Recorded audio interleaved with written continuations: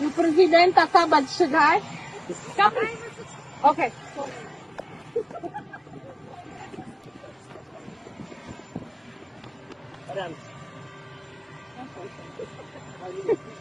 Mr. President, first of all, happy birthday for the First Lady.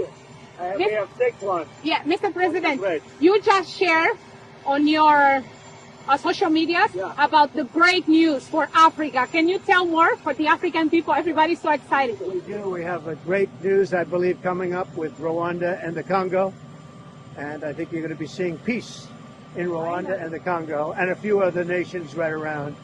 And that will be a terrific thing. So we hope that's going to happen. And also your administration will invest over $6 billion to the Angolan Lubero corridor that will basically transport minerals, critical minerals from Congo, Angola, and many other countries. We're looking to do some nice things and keep it peaceful. We're going to keep it peaceful. Thank you, darling. Thank you. Thank you. Measles outbreak. What's that for cleaning up the court?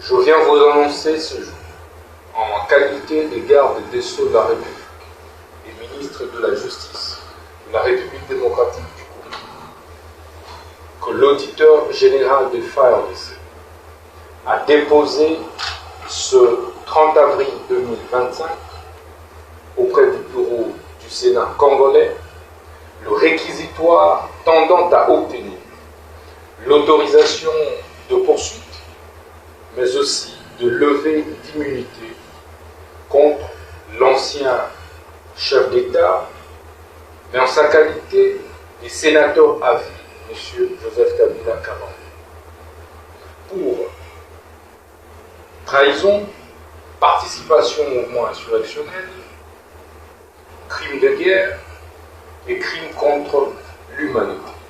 Seul sur la base de l'injonction que nous lui avons adressée, étayer des preuves tangibles et irréfragables sur sa participation directe dans les massacres et crimes qui sont perpétrés quotidiennement dans la partie est du pays, notamment la province du Nord Kivu, dans la province du Sud. Justice congolaise poursuit les sénateurs à vie Joseph Kabila, non pas en sa qualité d'ancien chef d'État, mais en sa qualité de sénateur, ce conformément aux articles 104, 107, mais aussi et surtout 153 de la Constitution et 120 du Code judiciaire militaire. Dans la mesure où les faits pour lesquels il est poursuivi n'ont pas été commis par lui pendant l'exercice de ses fonctions alors qu'il était président de la République ou en dehors de l'exercice de ses fonctions en cette période-là, mais en tant que sénateur à vie. Et de ce point de vue, point besoin de passer par le Congrès tel que le veut l'article, tel que le veut la loi du 26 juillet 2018 portant statut des anciens présidents de la République élus, ainsi que l'article 167 de notre Constitution. Nous attendons donc du Sénat la levée pure et simple des immunités du sénateur à vie Joseph Kabila Kabange, ainsi que l'autorisation des poursuites pour permettre à la justice d'instruire sérieusement le dossier, de le faire fixer devant la haute cour militaire afin d'éclairer l'opinion sur la responsabilité pénale claire de M. Joseph Kabila Kabange sur les massacres qui sont commis dans la partie est du pays par le mouvement M23 et AFC dont il est cofondateur. la justice congolaise a rassemblé un maximum de preuves tangibles et irréfragables qui étayent l'implication claire, la participation directe du sénateur à vie Joseph Kabila Kabange dans les crimes de guerre, les crimes contre l'humanité, les massacres des paisibles citoyens, civils et militaires qui sont perpétrés en ce moment dans la partie est du pays.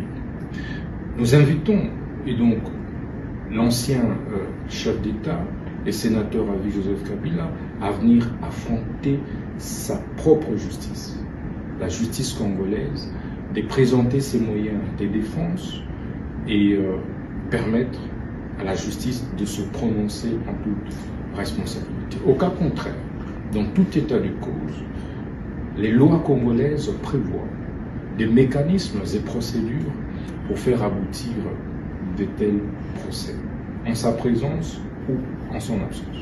La justice congolaise a recueilli et rassemblé, a répertorié en même temps tous les biens mobiliers et immobiliers du sénateur à vie Joseph Kabila Kabange, se trouvant aussi bien en République démocratique du Congo qu'en dehors du territoire national.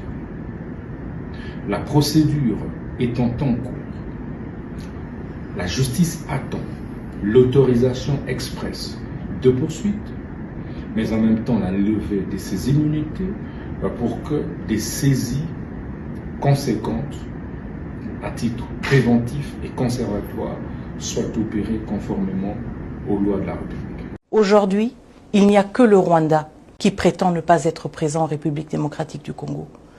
Il y a 2 jours, au Conseil de sécurité, 15 membres du Conseil de sécurité ont dénoncé la présence du Rwanda.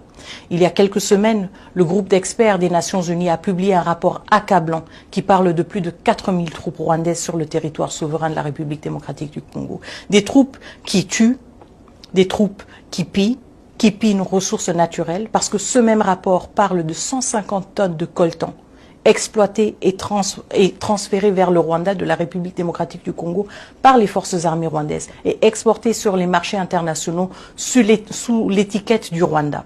Donc, vous voyez qu'il y a des preuves accablantes. Même la presse qui est sur place à Goma peut vous dire et vous dit clairement qu'il y a des forces armées rwandaises présentes. Donc, nous voyons aussi que le Rwanda, encore une fois, dans son narratif illusoire, est complètement isolé.